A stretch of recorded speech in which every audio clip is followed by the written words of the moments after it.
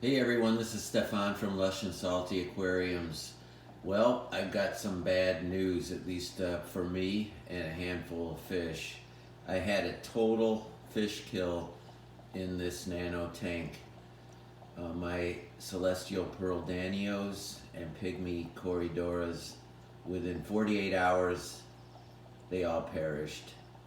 Went belly up, and I removed them sadly one at a time out of the tank. Where to begin? So, what happened? I gave the tank a water change a couple days ago and cleaned the glass, and soon after I saw some lethargic swimmers and I knew something was wrong. I did a water change, more lethargic swimmers, and then floaters, death, and it came quickly. My diagnosis of what happened is still somewhat of a mystery. I'm guessing when I did that water change and cleaned the glass, I somehow introduced something toxic into the tank.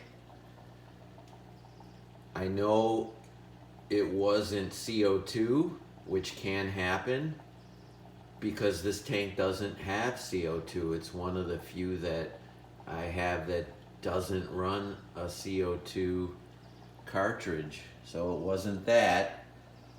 My guess is something toxic was on the pad that I used to clean the glass.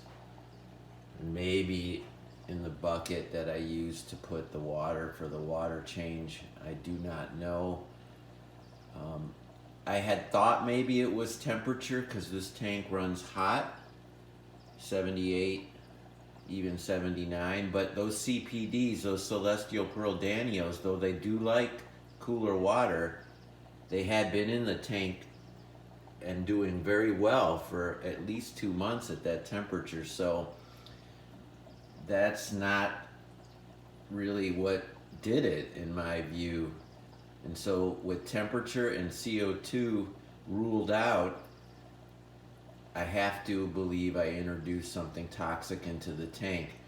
Now the mystery doesn't just end there, because all of my cherry shrimp and some more exotic invertebrates are fine.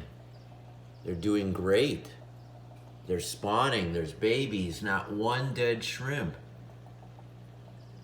That is weird because invertebrates and shrimp are notoriously more fragile than just about any fish, in particular a CPD.